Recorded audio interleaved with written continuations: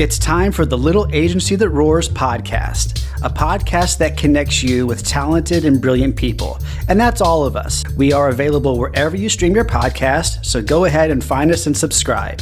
I'm your host, Michael Fasoni, and let's get started. Anyways, so do we. So. It happens. Anything that's live, it happens. So. Oh, I can't imagine. So I'm sitting here with Executive Director of the Kansas City Ballet, Jeffrey Bentley. Hi.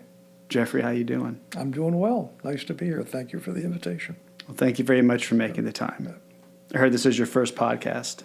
It is. I've done lots of interviews, but it sounds like it's going to be the same thing, but it's my first podcast. Right? Well, I hope it's not the same thing. Well, I hope for my sake. Same experience. There you go. So. There you go. I'm really honored to have you here. So.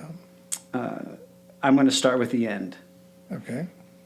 You're retiring. I'm going to whatever that next moment is. You know, retirement for me, I think other people sort of sense is like sort of the end of. And I really think it is. I've been here 25 years. I think the job has been a good one. I think I've accomplished some things, me and a team and many other people, I think there's something else now that I might be interested in doing. I don't know what that is, but I think I'm not going to probably find it while I'm totally immersed in the job that I've got. So after 25 years, I thought it'd be a good time. It's a nice round number. Sort of let them have an opportunity to bring someone in who can now take it to whatever that next moment is for the Kansas City Ballet. So, because it's generational in a sense, and as a company grows, you want to make sure that the people in leadership roles have the right skill sets as the company grows. And I think I've done a pretty good job, me and the team that I work with. Now it's an opportunity for someone else to come in, young, with an agenda, with a career, and he or she can take what many other people have built and move it down the road. You specifically, in particular, have built so much for the ballet and for our city. How do you leave a role like that? And or also, at the same time, how are you helping to replace you? Okay, two different questions. I don't know the answer to the first part of that question. I don't know how I leave a role like this. I am leaving the role. How I'm, and I feel it's the right thing. It's the right time for me. It's the right time for the company. But it's a little scary. I've been here, 25 years, and have enjoyed, if not every minute of it, certainly every day of it. But it's unknown right now. On July 1, when I'm no longer technically the executive director of the Kansas City Ballet, how I've identified myself for the past 25 years that way. So we'll see. I'm sure there's something out there that's going to catch my interest, and maybe it won't be the first week or the first month or maybe the first year. But there's something out there, and this is an opportunity for someone else to come in, like I say, and move the company to whatever its next direction is. Working with Devin Carney, who's the artistic director of the company, as a partner to bring the company in. The second part of your question was what my role is in finding that new person. It's pretty it's limited, as it should be. The board of directors, I wanted to make sure they had a lot of notice, because it's a process. You don't just look down the street and bring someone in. So they've established a search committee, which is comprised of 10 former ballet board presidents. So there's a good combination of current leadership and historical perspective. Plus our president-elect for next year. And then they retained a very, very reputable, very highly regarded search firm that specializes in executive leadership searches for the arts. Okay. Management Consultants for the Arts is the name of the company. The principal there is David Mallet, and I've known David for 35 years. He himself was an executive director of a ballet company in Texas, and his remarkable reputation. So I'm very happy that I've got a very strong search committee on the board, a very strong, knowledgeable, with a great perspective in terms of what the country, who's available, who would be someone to talk to, and I'm going to be available for interviews maybe of the last couple of candidates and have them ask me questions, get my perspective. But in terms of being really involved and engaged in the actual process, it's healthier to have me out here and let the board and Devon and the search firm cull through what I suspect will be a number of candidates, because frankly it's a plum job. It's a great job, and we'll go from there. But that's my role is, I'm at the pleasure of the board. If they want me to spend some time interviewing a couple of last candidates or whatever it is, I'm available to them, or not at all, depending on their judgment. So. How big is the board? The board is 30 people, and I believe that includes, no, it does not include Devin and myself, both of whom sit on the board as voting members, but we're there by virtue of our position. We don't get voted on. If we get the job, then we're on the board. Okay. So. And you mentioned the diversity of the board. Yeah, it's not only the diversity of the board. We are working on the diversity of the organization, from who's performing on stage, to who is in the staff and the administration, to who is on the board, who is our audiences. All of that is part of a very, very intentional process right now in terms of inclusivity, diversity, equity. We're working with a consultant on this who focuses on this very subject. Mm-hmm. And it's not just us. Every ballet company in America is working on this same issue, because it is way past due time for us to have a much more representation of the community that we represent than we do. Ballet it's a 400 or 500 year Eurocentric white art form. That's basically how it began. Okay. And that's how it was for a really long time. And in the past generation, the past decade, which is, when you think about 400 or 500 years, is not a lot of time. The field has come to understand, as the country has come to understand, that we can be much better if we can be more inclusive, and we just need to find a path to do that. And there's lots of challenges involved with that.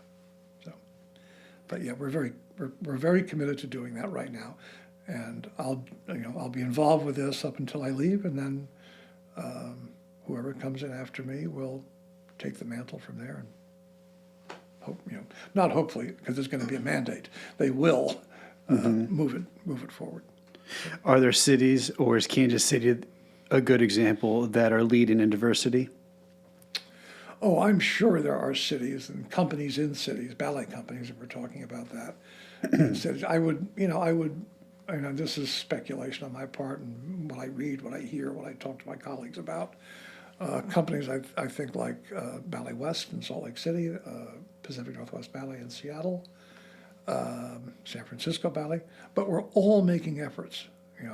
Those three companies I talked to you about, they're very well resourced. They have much bigger budgets than we do, but we are all engaged as a community of artistic ensembles to make it better than we have had it in the past. Leave it better than you found it. Yeah. It's overdue.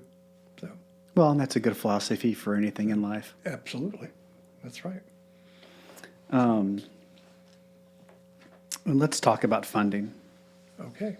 because I think you have a big bragging right here, maybe.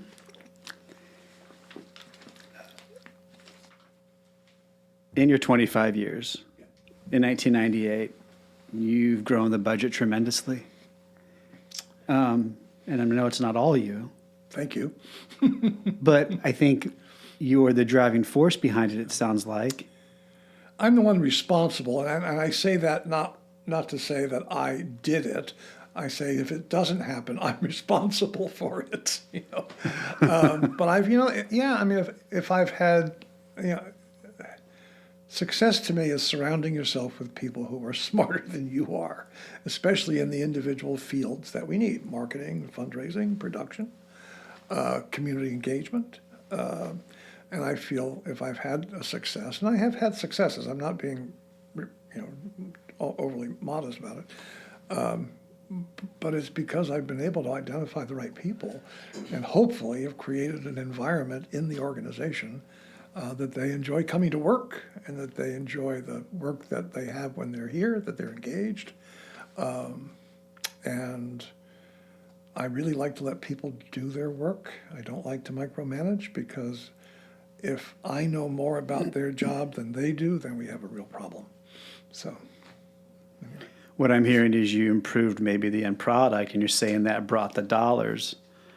I think that's always the case. I don't disagree, but you also put a lot of things in place. Let's just say in 1998, you had a budget of 1.2 million. Present day, your budget's 10 million. Yeah, there was growth there. Let's go to 1998 with a budget of 1.2 million. Where does that put us in rankings with other companies throughout the nation? Oh, I'm not sure I can recognize a company that's small right now. Oh, really? Yeah. No, I mean there are. I'm just trying. Right, but it's that small. low. It's hard to run a good ballet company on a couple of $1 million. Okay. It's a really expensive art form. Sure. And you do, and I'm not saying it can't happen, but there's a lot of sacrifices that get made, and a lot of people work really hard and make do, and they get a lot of volunteers, and they get a lot of people who will help them along the way to make so there are companies that are doing good work who are operating on that budget. But if you really want to do a legitimate's a terrible word to use. If you want to do a production of Swan Lake as people feel it needs to be done, you're not going to do it on $1.5 million. You're just not. Right. And maybe I'm being cynical, but I don't think so. And again, there are companies out there who are doing really good work, who are, and I'm talking ballet, classical ballet companies. There's many modern dance companies out there that are outstanding, that are modern companies. They are smaller number of dancers. Most of them are not union, which adds a cost. And that's not a bad thing. It just does add a cost. So there's many. I don't want to be confusing about the budgets of ballet companies. Tend to be much larger because we have a stable of, in our case, 30 professional dancers, all unionized, and we have a staff of 50 instructors, 50 administration and, okay, and faculty, and all of that put together. And then we have a lot of part-time people who come in, faculty who will come in 2 or 3 hours a week, and really good faculty, but they're teaching all over the city, or they have other jobs, maybe, whatever, because we can't have a whole bunch of full-time faculty with benefits on staff. That's not a practical business plan that works very well. So, but it makes sense that this would be a very costly thing to maintain on an annual basis, especially when you look at the Center for Dance and Creativity that you help build. All the amenities that it offers, like you said, 50 on, at any one time, 50 on, staffed personnel. You guys have an in-house physical therapy. We do. We contract with a company has a regular presence. They're not. I don't want to give the impression that they're here for 24/7. Okay. But we have a very strong relationship with a physical therapy company that we contract. They're always at the theater during performances. So our dancers always have physical therapy, and then they're on a regular schedule during their contract year, dancers' contract year, which in our case is 35 weeks a year. And then we have a schedule of when they'll be available to make appointments with the. But building a first-class facility like that, It is one of the best. It is one of the best over dance time. facilities in America. I'll Is tell it? you that. Yes, absolutely, it is. And I'm not just saying that. It's people come in, other companies come in. They'll visit the artistic director, the executive director. We'll have conferences. The Dance USA is our national service organization based in Washington D.C. And they do an annual conference every year, and it's in different cities. And so I lobbied because I wanted Dance USA to come and see what we had here in Kansas City, not just Kansas City Ballet, but Kansas City. And we did a conference in June in 2017. So we had a lot of the field here: executive directors, marketing directors, artistic directors, guest speakers, staff of Dance USA, lots of folks. And I mean, the plaudits that we got for the building, and these are people who, this is their business to be around the country. They see other facilities, they see other companies. around the world, I'm sure. Around the world, but a lot of it, Dance USA, a lot of it in this country, but yes, also around the world.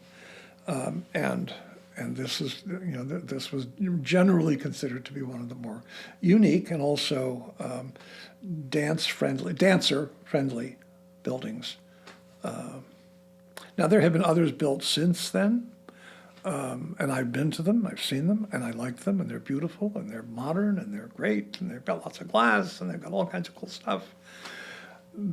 I think and of course, I have no bias on this at all, but the Kansas City Ballet is the Todd Bollinger Center for Dance and Creativity, which is our home, has, and I use the word unique with knowingly, has a unique atmosphere to it. It's huge and expansive, and it's got a sort of industrial sense without being cold. And so it's got 7 studios, and one of the maxims in the field is when no matter how many studios you build, you always need one more before you open the door. And sure enough, we had 7 studios. We went from 4 studios, very small, insignificant studios, to 7. And when we opened the door, it's like, we really need. In fact, the director of the school, Grace Holmes, has a number 8 in her office on the shelf, waiting for some place to put it, so she can have an 8th studio. So yeah, that is a great point of pride for me, certainly, and for many others who were involved with that as well. Yeah, it's the one disappointment I've got when I first came, Todd Bollinger was the actually when I came, he was the artistic director emeritus of the company.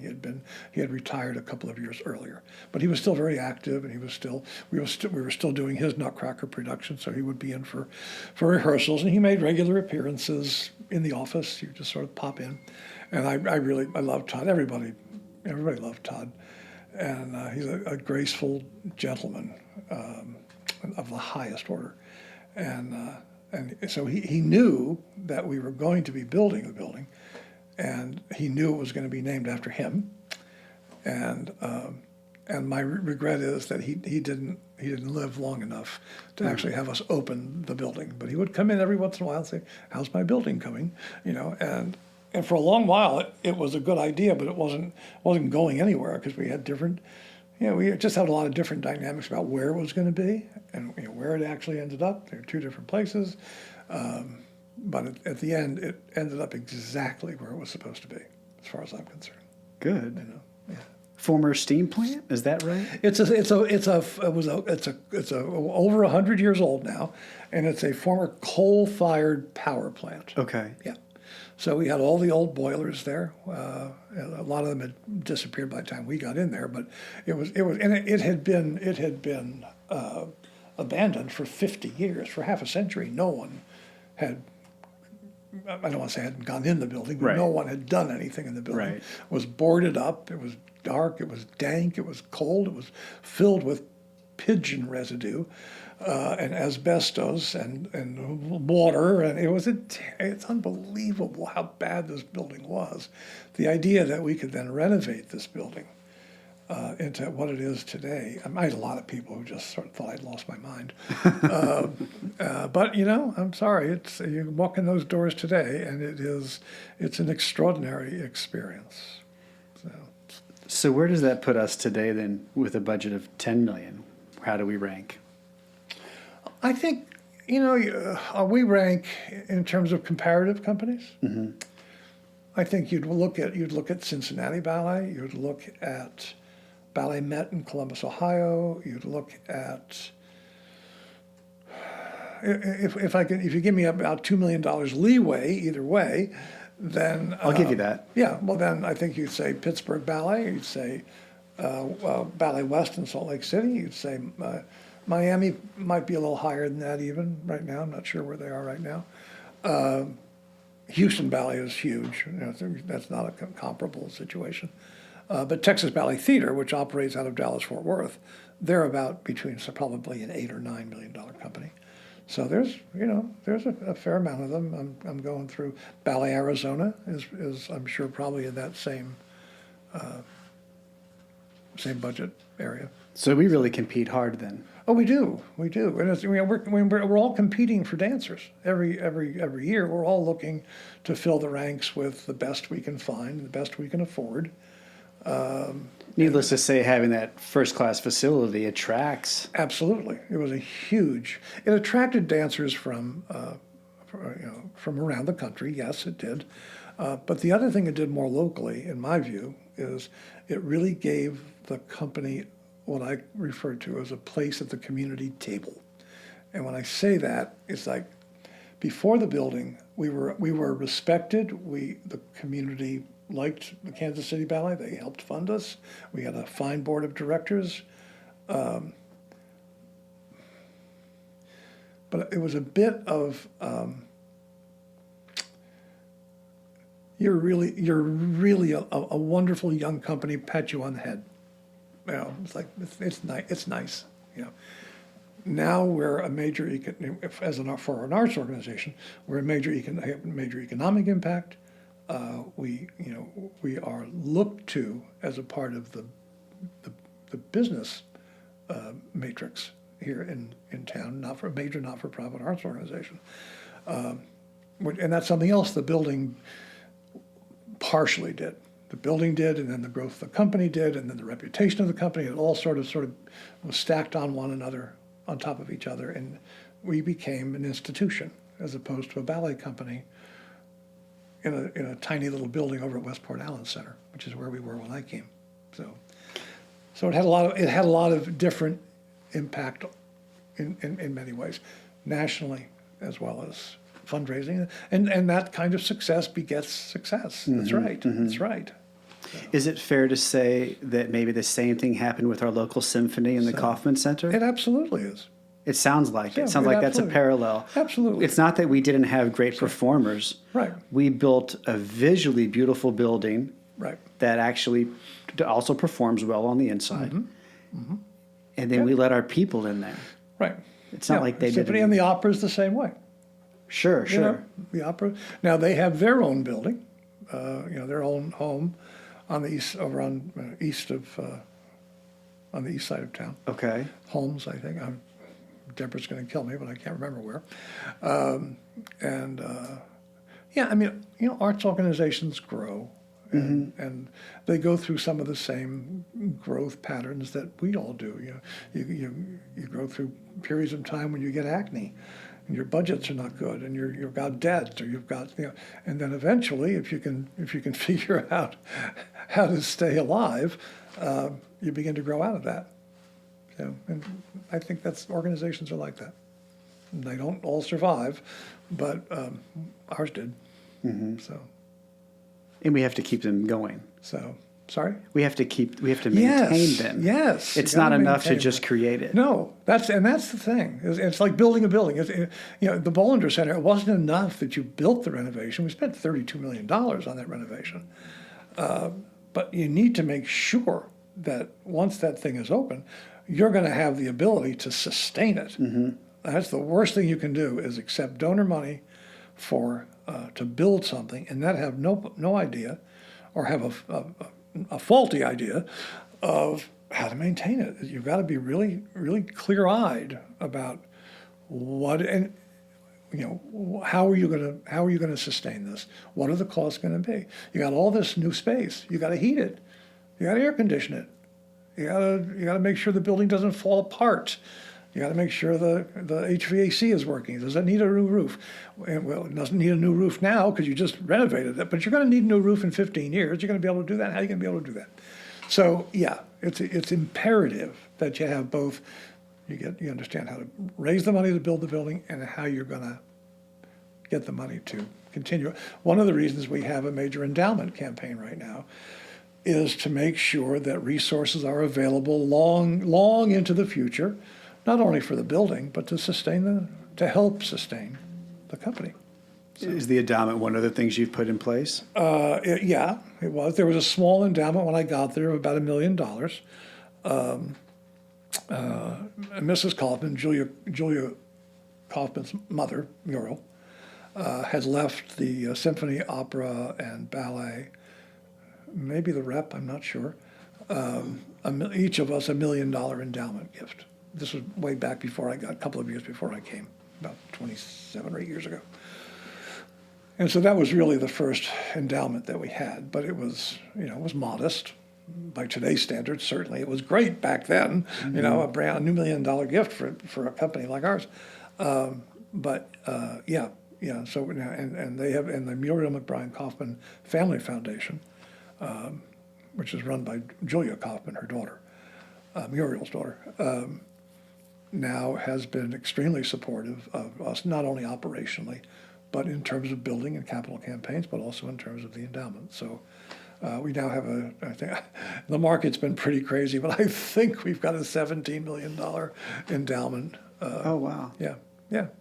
What else have you done, Jeff, that we haven't seen behind the scenes to help this thing thrive and keep it going and growing, not just sustaining it? What have you've seen multiple municipal changes in our city. Do you lean on our local government here for monies? Sure. Do you lean on, have you built a strong, what do you want to call it?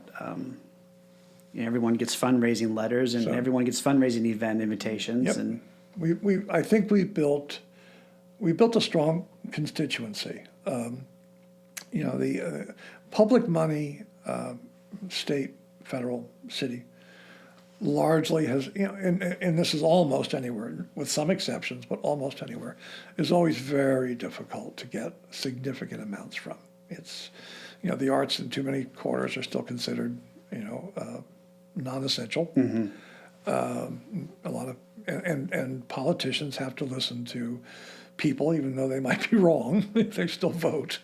So it's always hard. The city has done some things, but they don't have an arts commission per se. Okay, a lot of cities have an arts commission, and they get funded through the city, and then they give out grants. And currently, at this time, we don't have such a mechanism set up. It doesn't mean the city isn't supportive and hasn't done things to support the arts in the community. But there's not a fixed office that is there to support organizations. You have Arts KC, but it's not a city entity. It's a private not-for-profit that supports organizations, not through funding as much. They have a little bit of funding, but it's more in sort of political lobbying, political education, perhaps is a better way to say that. And then the state has been, the state has gone back and forth over the years I've been here in terms of the level of funding. And, you know, I'm not going to complain about the state funding because they've been very good to us. So, you know, but we're talking 150,000 maybe on a $10 million budget. Now, there's nothing that's nothing. So I'm not saying that's not not anything. But in terms of relative to the budget size, you know, it's my job to always want more. So. I want to talk about, just briefly, because it's over, during quarantine. Yeah. Yeah, I know. But if you don't mind, we'll just spend 5 minutes on it. Not at all. No, You no. kept dancers during that time period. We did. Not only that, you had an online ballet. Oh, this is great stories. Yeah. Okay, well, No, I mean, Go for it. It's you know, it's this is why we're here. it's well, first of all, yeah. I mean, when the pandemic hit in March of 2020, literally there was a moment in time when there was no ballet happening on any stage in the world. Think about that. The venues had closed down. The dancers had been either released or kept on without, you know. And so in March when that happened, our dancers for that year, for that fiscal year, had about 7 weeks left on their contract. They would normally have finished in May. Okay. And then gone off to do whatever their summer work was and come back in August. That would be the normal pattern. Okay. So we had to cancel our final show of the season. Thank God in February we had just gotten through an enormously successful Swan Lake, which created a lot of box office for us, which was really helpful. Nice. But we didn't know about government money at that point. We didn't know about, you know, all the different PPP. Yeah, none of us loans did. and none of us did. So all we knew was we had a business that requires people to come to a theater, and they weren't coming, and we had and that dancers couldn't be together, and we had so we were trying. And how do we keep if we can't keep our dancers on stage to show people what we're doing? How do we keep our brand in front of people? How do we not let them forget about us? Because frankly, people can have short memories. You know, if you're gone for a few months, all of a sudden they realize they don't need you in their lives. You know, and I think that's probably an exaggeration, but nonetheless, that was the concern was how do we keep ourselves in front of people? And Devin Carney came to me and said, "I've got this idea, and you know, we can't do something on the stage, but we can do different short." Let me back up a minute. One of the things we initially tried to do when this happened was to put ourselves online, but we didn't have a lot of material to work with because who knew this was going to happen? We had archival video. We had videos that we took of performances on the Kaufman Center stage that were never intended to be used for anything but rehearsal and reminding ourselves what movements were, so dancers maybe could look at their performance and see where they wanted to, improve. Never intended to be anything else.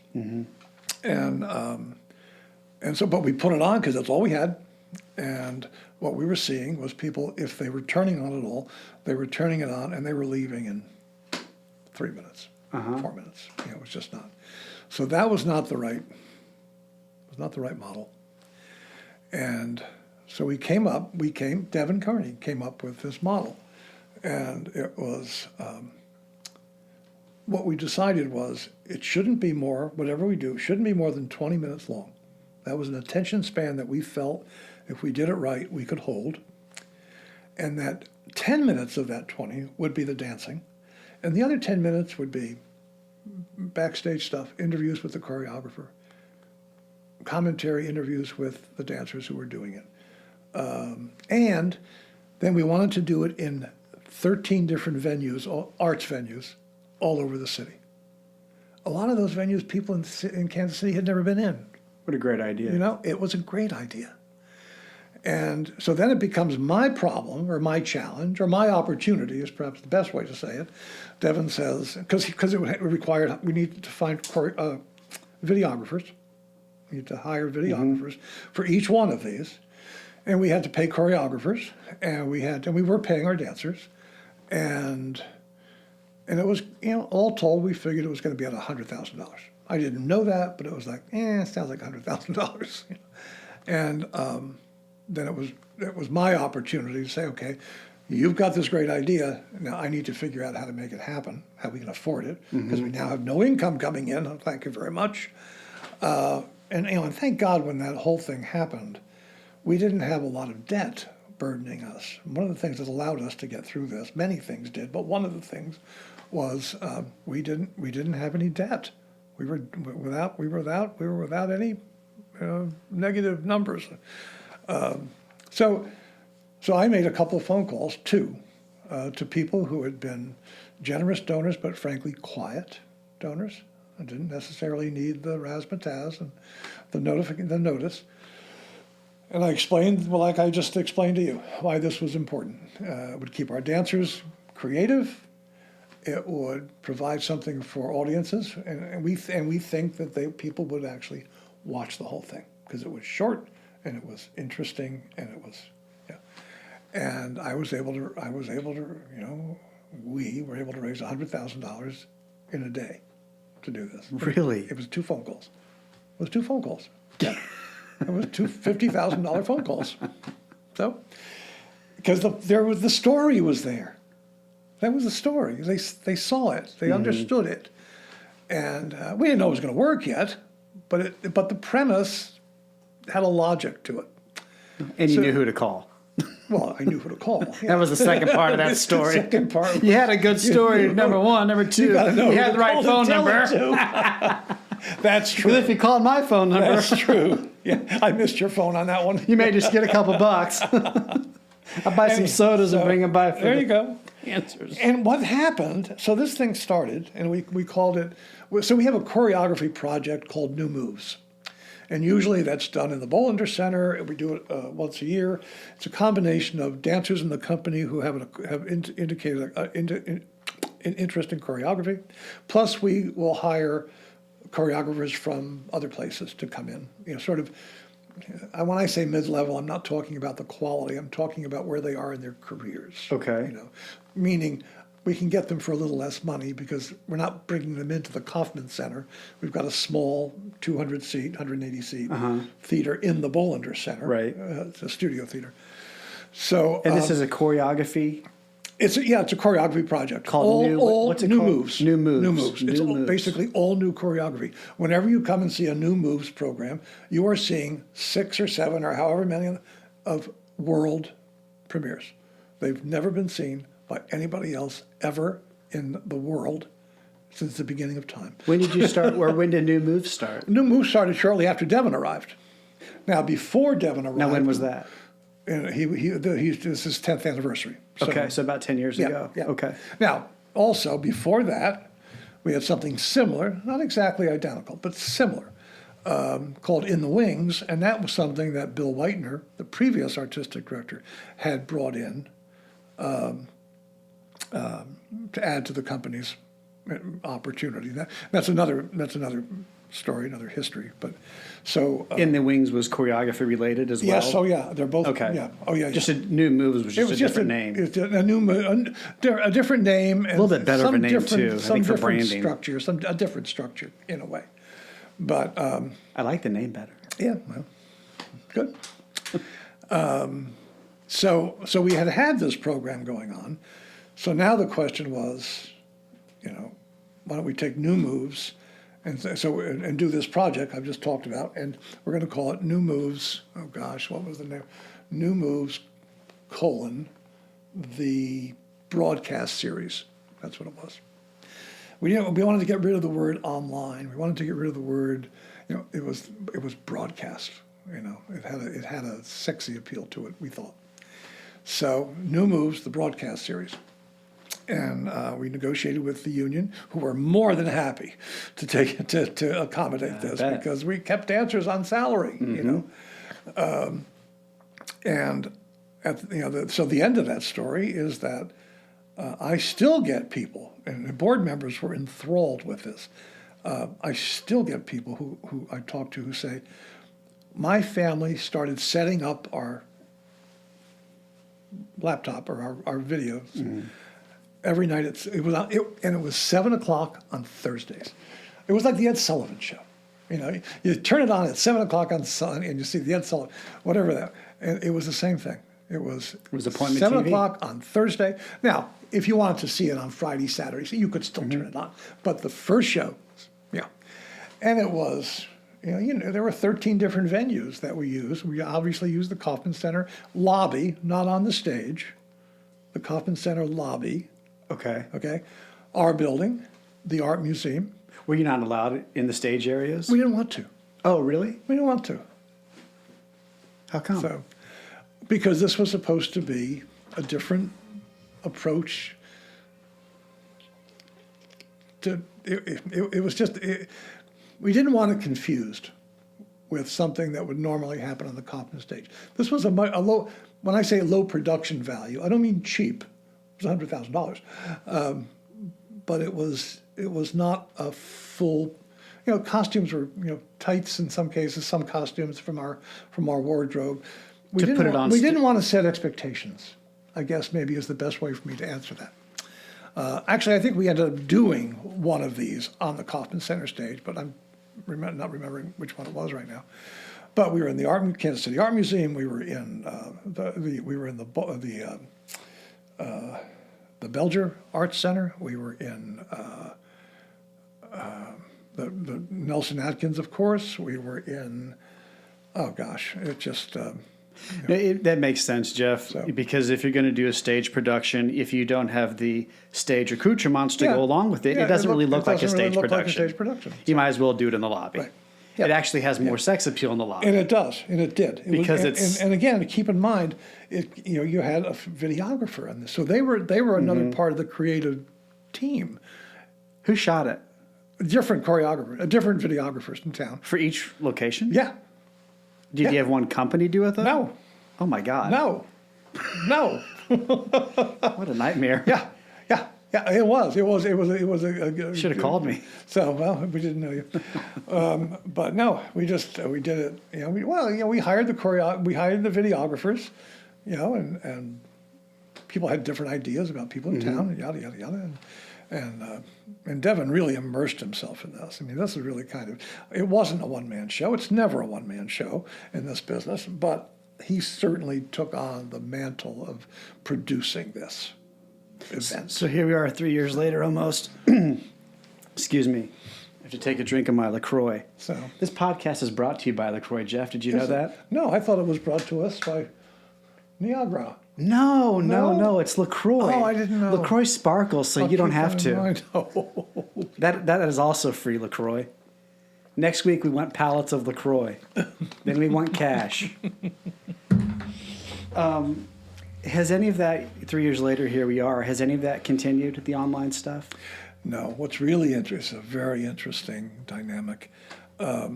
So people really, and so I was saying, people started having their dinners scheduled around. They would set up their video and their screen, and they would have dinner at 7 o'clock on Thursdays, and they would see, and they would see every single one of them. It became a go-to thing, and nobody else had anything else to do. Right. I mean, outside of their home, right, because everything else was closed. So, but now, and then of course the question, like example, can we make money on this? How do we put a paywall on this kind of thing? And and during this whole period of pandemic, the companies in this country were talking to each other at least once a month, sometimes twice a month, just to sort of talk. What are you doing? How are you dealing with it? How are you figuring? What are your stories for the day? What disaster happened to you? And that's one of the other sidebar things that happened with this is I think a lot of companies came closer collegially, that you knew they were. You'd see them at a conference. You say hello. You might have a drink with them. But we met 2 times or once a month or 2 times a month, and we weren't always the same people. We had other people came and went, but there was a core of maybe 10 or 12 or 15. A lot of them executive directors, some of them artistic directors, who would tell their tales. And so we were all learning stuff. And one of the things I learned was that paywalls just weren't working. They were trying, but they weren't working. We would hear, well, Pacific Northwest Ballet did a paywall, and they did huge amounts of. But then you realize that that's a big company with a lot of resources, and they had already filmed, I should say, a full-scale production, TV quality that they had in the can already, just for whatever reasons, I don't know. But so they could put that out there. They had to have well, stuff. yeah, people paid for that, Right. But for that, but what was happening? So afterwards, as the pandemic began to sort of pass by, I got a lot of folks from the board and other donors in the community saying, "Well, we need to keep doing this. We need to keep doing this." Well, keep in mind, we were doing this because the dancers had nothing else to do. When the pandemic was basically behind us, although I hate to say it's gone, when it was behind us, we had rehearsals to do because we had to get on the stage again. We had time. They work 6 hours a day. They work 5 days a week. They work hard. And there's only so much rehearsal you can get in that amount of time. So to try to explain, it's like, well, no, we don't have time. Well, but you just did. I said, yeah, because the dancers weren't doing anything else. We weren't rehearsing for something on stage because there was no stage to rehearse for. Now we're back on stage. We're back in the Kaufman Center. We're getting ready for a season. We don't have time anymore to do this unless you want to add overtime, you want to add weeks to a contract, you want to add, and you don't want to do any of that. Okay. It gets too expensive. So we're trying to find ways. I'm not saying we've dismissed it entirely, but my point is that folks in the community saw this and said, "Wow, this is a great thing. We need to keep doing this." Well, it was only a great thing because of these other things that had occurred, and we had the time. And this was basically filler, but it was high quality filler that really worked. And so I still get people saying, "Why don't you do more of those again?" It's like, 'cause we don't have any time. The dancers are busy getting ready for Cinderella, getting ready for Nutcracker, getting ready for the Kennedy Center, getting ready for Giselle, getting ready for, whatever. And they have 35 weeks of work, and then they go away for the summer, and then they come back in August.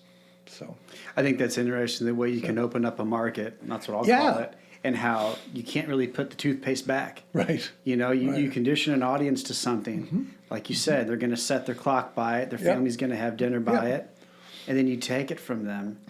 It's almost like...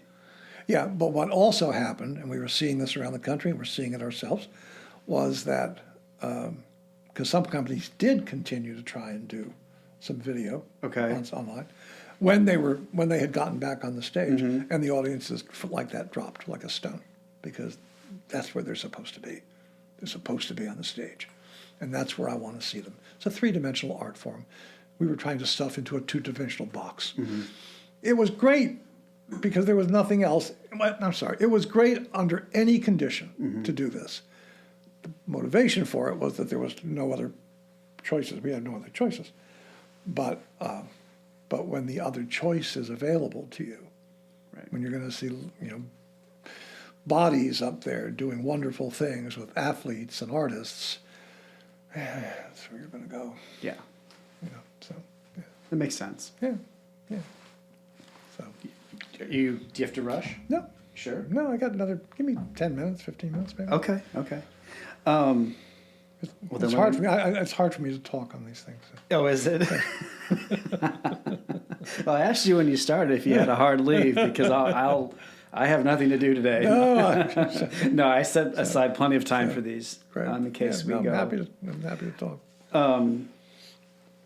I hate to do generic things or things that I feel are generic on this podcast, but I think it wouldn't be a good interview with you, at least, if I didn't bring up how you even got here. So let's talk about the Apollo at AJ. Oh, that's another podcast. No, I know. Well, I have time. Jeff. I don't right now, but my mom, a single mom, raised my brother and I in Paterson, New Jersey. Haledon, New Jersey, Paterson, New Jersey. They're next to each other. Where was your father? I have no information about my father. Okay. So, and she was was a secretary and ran at different times in her life, ran a medical office as an administrator. But she would take, not my brother so much, he was more interested in, he was a track and field runner, and he wasn't as interested in the arts as I was, but or at least as much as I discovered I was, put it that way. And she would take me on the bus, Mom did, not often, she couldn't afford it, but every once in a while. And the first time I went to the ballet was to see New York City Ballet at the old city center, which is on 55th Street and 6th Avenue, 7th Avenue. And the program was, I don't know what the other ballets were, it was a mixed program, but one of the ballets was Apollo, which is choreographed by George Balanchine. Music was, oh, here I am going blank on a famous composer, Stravinsky. Thank you very much. And for whatever reason, I was so it's it's a male figure, and then three other female figures. That's basically it. The three or four. Oh, it's been a while. Muses. Okay. And I don't know why an 8-year-old boy from Paterson, New Jersey, sees that and essentially says, that's what I want to do. But essentially, it's what happened. I remember going home and trying to figure out how to explain to my mother that I'd like to start studying ballet as now, And you did. And I did. And she couldn't really afford it so much. Once I got into New York, I started getting scholarships because I was a boy, and boys got scholarships. Didn't matter how talented you were or weren't. But back then, she would have had to pay for the local dance school. Okay. But so she actually, and she played the piano as a hobby or something she played all her life. That's a whole nother story. But art was in your home then? Art was in her home. She loved the symphony. She loved the classics. She had no time for modern music and all of that.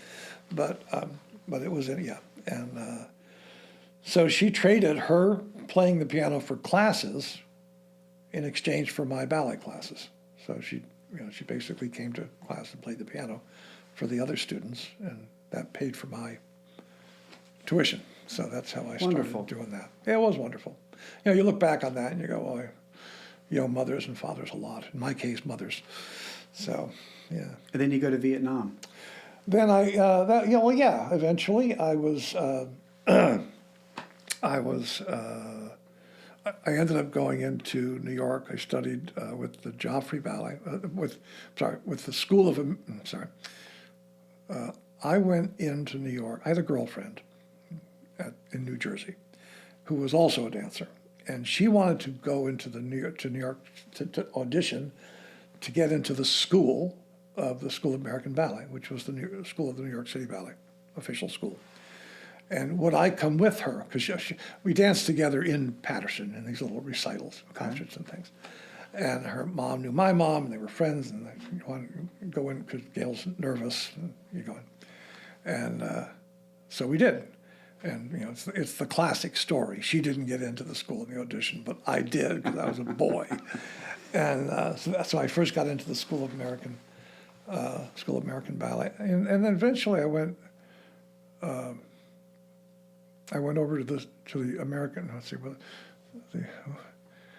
was the School of American Ballet, and then the Joffrey Ballet also had a school on 6th Avenue. It's not there anymore. It's in Chicago now. The American Ballet Center, and I actually ended up studying there. And at some point along the way, when I was 17, I guess, I was offered an apprenticeship, a trainee position, essentially, in the company, which was a big deal. And but on that same day, when I got home, at this point I was living in New York, and I was living on the Lower East Side, on 2nd Avenue and 2nd Street, in the East Village, and I opened my mailbox and I got a notice that said I should report for my medical for as a prelude to going into the military. And back then with Vietnam, and if you were my age back then, you knew that if you got your report for a medical examination, you were about, I can't remember if it was 3 weeks or 3 months right now, but there was a period of time you knew that you were going to get drafted. There was no lottery yet. You were going to get drafted. And so the choice was, do I just wait to get drafted? Or do I join something that might help me sort of mitigate the circumstance? So I went down. There still is actually, I think, although they've rebuilt the structure. But there was on Times Square in New York City, there was a building. It was hardly a building. It was a structure. It was a wooden structure, and you walked in. It was right on the island at 42nd Street in Times Square. And you walked in, and there was 4 desks and 4 file cabinets. And it was, you walked to my right was the Army, and then it was the Navy, and then to my left in the back was the Air Force, and then to my left in front was the Marines. And so I went immediately to I think it was the Air Force, and said, I want to join the Air Force. And he said, that's wonderful. Well, we have a backlog. We'll get to you in 6 months. And I said, oh, no, 6 months isn't going to work. 3 months was the magic number. So they couldn't take me, so I went over to the Navy, same thing. The Marines, of course, said, we can take you right away. I said, thank you very much, but I'll pass. Love the Marines, respect everything they do, but yeah.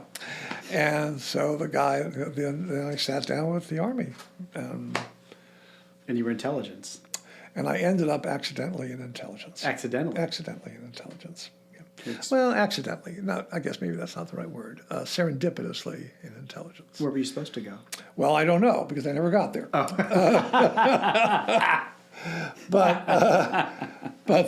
Anyway, so I fill out initial paperwork. He says, what do you want to do? And I like to write. I always like to write. I've been a writer. And I said, I'll go into journalism. They'll teach me journalism, and I'll go into the Army and learn journalism. And I figured that sounds pretty safe. I'd sort of forgotten about, like war correspondence. Right. But it sounded safe. Journalism and a mental journalism. Yeah, exactly. So he said, okay, you come back in a week or 3 days, whatever it was, and we'll have you sign up, and you'll be in the Army. So I said, okay. So I came back, and I sat down in the chair, and he's going through stuff with me, and then his phone, it's ready for me to sign. It's right here, ready for me to sign.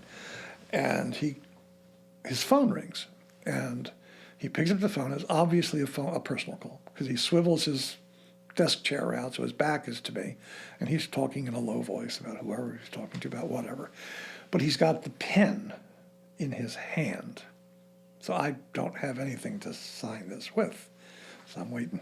And while I'm waiting, the mailman comes in, I swear to God, and he throws mail on the desks, and the 4 desks, and he walks out, and I got nothing else to do, so I looking at the top of the mail, and the top of the mail, the return address is Fort Holabird. No, it was Massachusetts. It was a Fort, what was the name of that fort up there? Devon? Maybe it was Fort Devens, Massachusetts, Military Intelligence Headquarters.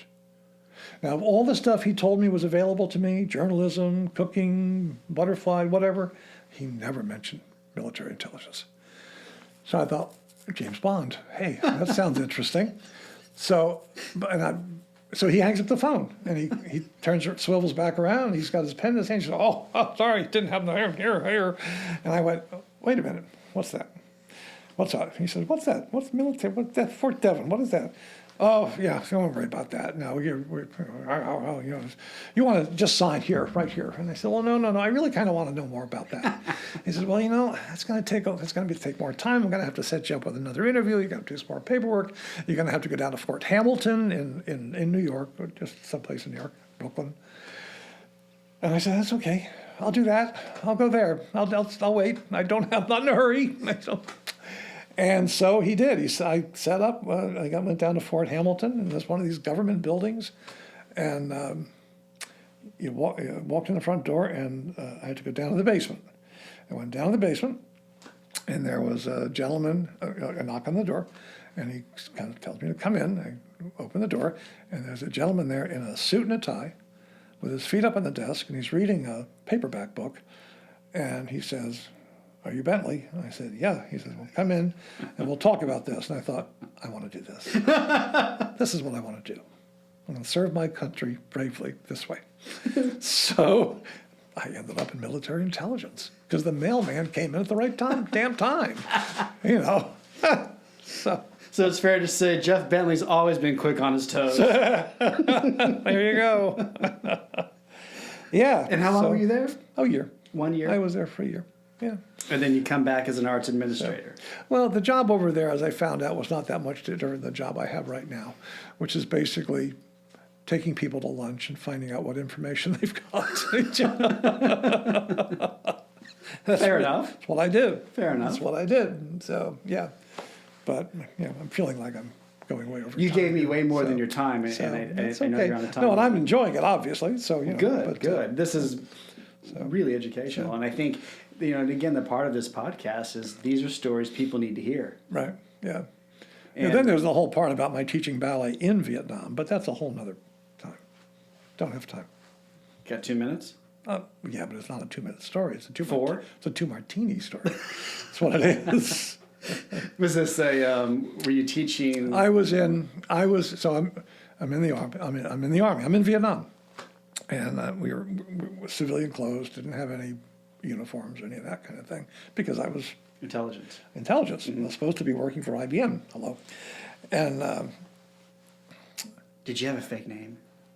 no, but I had 1, 2, 3, 4, 5. At some point, I had 7. Yes, I did, by the way, but I had 7 different IDs.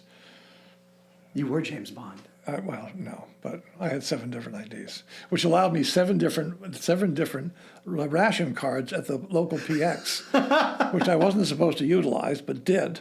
So, anyway, but no. So the quick story is, I was reading what I referred to as the English version of the Saigon Daily News. I don't know the name of it, but it was the English daily newspaper. And there literally was a display ad in this thing. Wanted ballet teacher at an address. And I was like, no, this is Fellini-esque. This is just not. This cannot be right. But I also had access, because of my position in the Army, I had access to 2 vehicles at my leisure. I had a Ford Falcon and a civilian type Jeep, not a military Jeep, but a civilian, meaning it was a different color. And so I got in one, and I could come and go as I pleased. It was a great job. It was a great job. And I don't make light of it because I had friends die over there, so I don't make light of it. But I was really lucky in my life. I was really lucky. I didn't do anything to make it happen. I didn't pull any strings. It just was there. And so I went down to the address, and there was a laundry on the bottom floor, and there was a woman there doing the laundry, an older Vietnamese woman, and who seemed to own the place or be familiar with the place. And I tried to explain, and I had also been to an insufficient number of weeks of Vietnamese language school at Fort Bliss, Texas by now, and just enough to get me killed, And so I tried to explain why I was there, and she went and called her husband to come down, and tried to explain to him. And there was a little bit of French, a little bit of Vietnamese, very little bit of English, and they finally figured out why I was there.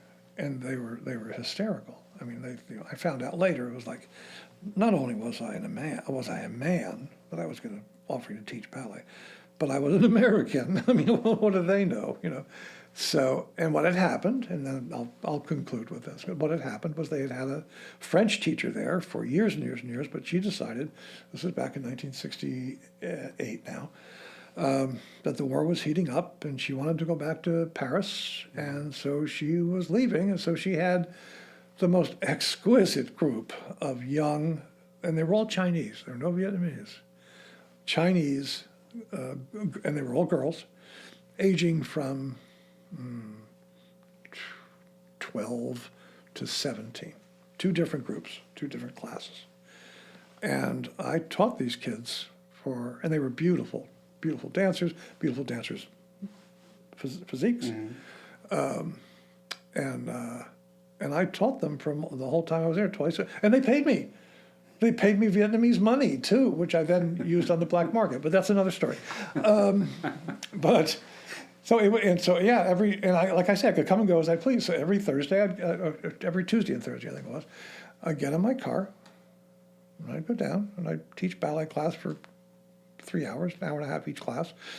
There's no piano. It was a small studio. It was a record player, a scratchy record player with ballet music on it. Did you have to tell your superiors you were doing this? No. Okay. No, because I could come and go as I pleased. So, lucky. So yeah, and then I had to leave, and that was too bad. For a while, I actually thought about staying over for a while longer. So, because back then, and I really am going to shut up now, but back then, if you finished your Vietnam tour with less than 6 months to go in your enlistment, they let you out early. It wasn't worth it to them to send you to someplace else. Okay. But I was not. If I had stayed another 6 months beyond my year tour, I would have been able to do that. Okay. And I thought about it seriously. But then buddies of mine over there said, yeah, but you extend, and it suddenly becomes worthwhile for them to send you someplace else. I was like, you know what? I'm going home. So you're already making the best of a pretty bad situation. Oh, I would say so. Yeah. But anyway. Jeff, this has been amazing. So what do you wish people knew about you or about the ballet before you go? I wish people knew about the ballet, about how you don't have to have any foreknowledge to come and enjoy it. You don't have to have, it's not a sophisticated thing that you do that only people of a certain type come and see. These are beautiful male and female artists / athletes. And that's the part that we don't understand often enough. These are athletes. These are people who work every single day, 6 hours a day, 5 days a week at least, and do things with their bodies, develop their bodies in a way to do things that are really unlikely that the human body should be able to do. And I just wish people would come and enjoy it for what it is, and not think I have to have special knowledge or it's a feat or it's. We're making progress in that area, but not nearly fast enough. I don't know, but yeah, that our company is one of the nationally recognized companies in terms of quality. We're not as big as San Francisco or New York City Ballet or American Ballet Theater, but our dancers are as fine a dancer as you'll find any place in this country. So that was awesome. That was beautiful. Thank you. It's been fun. I'm glad I ran into you. I'm glad we ran into each other as well. Yeah. And thank you very much for coming on here. I'm going to get you out of here. Okay. Let's shake hands. Thank you. It's been great. Thank you, Jeff. Thanks for listening to the Little Agency That Roars podcast. Be sure to find us on Facebook, Instagram, and on FasoniPartners.com under podcast. Be sure to subscribe, be sure to like, and leave a review. If you want to submit an interview or submit yourself for an interview, please email roar@FasoniPartners.com. That's ROAR @FasoniPartners.com. Thanks.